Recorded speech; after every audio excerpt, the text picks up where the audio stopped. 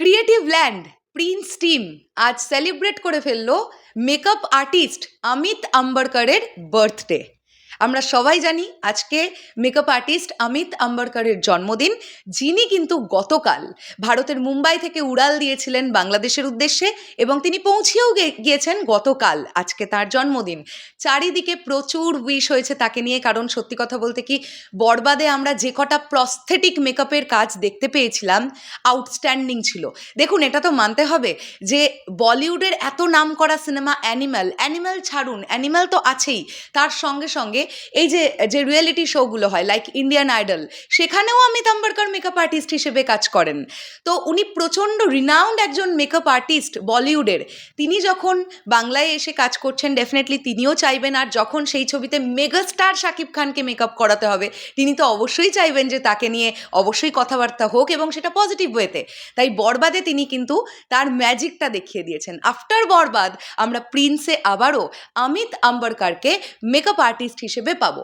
Social মিডিয়ায় ঘুরে বেড়াচ্ছে সেই ছবি, যেখানে দেখতে পাওয়া যাচ্ছে অমিত আম্বরকর কেক কাটিং করছেন এবং প্রিন্স টিমের অনেকে সেখানে দাঁড়িয়ে আছেন। ডিরেক্টর আবু হায়াত মাহমুদ থেকে শুরু করে প্রযোজক শিরিন সুলতানা থেকে প্রিন্স টিমের অনেককে একসঙ্গে দেখতে পাওয়া যাচ্ছে এবং পিছনে দেখতে পাওয়া যাচ্ছে সেই লাইট, যে লাইট ন্যাচারালি ফটোশ্যুটে ইউজ হয়। তাহলে আমরা বুঝতেই পারছি টিম কিন্তু কিছুক্ষণ আগে সেই জায়গাটাতেই ছিল বা এখনও আছে, যেখানে ফটোশ্যুটে অংশগ্রহণ করবেন মেগাস্টার শাকিব খান। এবার কথাটা হচ্ছে, ফটোশ্যুট কি আজকেই হচ্ছে নাকি ফটোশ্যুট হবে আগামীকাল?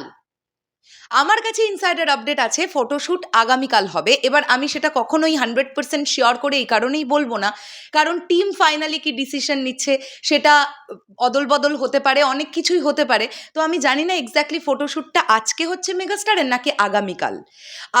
আগামীকাল হবার চান্স কিন্তু একটু বেশি, এটা আমি বলে দিলাম। এবং আগামী 3 থেকে 4 দিনের মধ্যে মেগাস্টার শাকিব খানের যে ফ্রন্ট লুক প্রিন্স সিনেমার, সেটা আমাদের কাছে চলে আসার কথা। কারণ জানতে পারা যাচ্ছে 20 তারিখ নাগাদ থেকে প্রিন্স টিম কিন্তু ফ্লোরে যাবে। এটা একটা দারুণ বিষয়। আমরা সবাই মুখিয়ে বসে আছি প্রিন্স টিমের কাছ থেকে দারুণ একটা কিছু পাবো আমরা। এখনো পর্যন্ত কাস্টিং নিয়ে অনেক রকমের সমালোচনা দেখছি নেটিজেনরা করছেন বা সোশ্যাল মিডিয়ায় হচ্ছে, বাট আমি এবং আমরা শরৎ মিউজিক ভেঞ্চার্স টিম কাস্টিং নিয়ে এখনো ভীষণভাবে ইতিবাচক আছি। তার কারণ যাদের এটা বক্তব্য যে এফডিসিতে কি শিল্পী নেই, তাদের উদ্দেশ্যে একটা কথা বলি, তাঁরা এখন আর নিয়মিত শিল্পী নন তেমন কেউ। আর শিল্প এমন একটা ব্যাপার, অভিনয় এমন একটা ব্যাপার, বা যে কোনো আর্ট এমন একটা ব্যাপার, যত প্র্যাকটিস থাকবে তত সেটা ভালো আউটপুট দেবে। তো যে শিল্পীদের এখন অভিনয় করবার নিয়মিত অভ্যেসটা নেই, তারা ক্যামেরার সামনে দাঁড়ালে সেই পোটেনশিয়ালটা কি ব্যবহার করতে পারবেন? আমার তো মনে হয় সেটা নয়। তার থেকে আমরা যাদেরকে র্যান্ডামলি কাজ করতে দেখছি, তারা যদি একটা ভালো গল্প, একটা ভালো চরিত্র পান, আমার মনে হয় ফাটিয়ে দেবেন। সো প্রিন্সের কাস্টিং নিয়ে আমি খুব ইতিবাচক আছি, আমার দারুণ লেগেছে। এখনও তো অনেক চমক বাকি, দাঁড়ান না। যারা সমালোচনা করছেন একটু ওয়েট করে যান। আপনাদের কি মনে হচ্ছে প্রিন্স টিম খুব ছোট করে কিছু ভাবছে? No no no, never.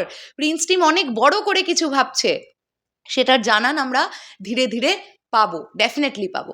So আমি এই ভিডিওটা শেষ করবার আগে এগেন অমিত আম্বরকরকে হ্যাপি বার্থডে জানাতে চাই এবং আফটার বরবাদ আমরা সবাই আবারও মেগাস্টারের একটা দুরন্ত লুক দেখতে চাই, যে লুকটা দেখার পরে আমরা বলতে পারবো ইয়েস, অমিত আম্বরকরের মেকআপ, অমিত আম্বরকরের প্রস্থেটিক মেকআপ ব্যবহার করার ফলে এই রকম একটা ব্যাপার আবারও দাঁড়ালো।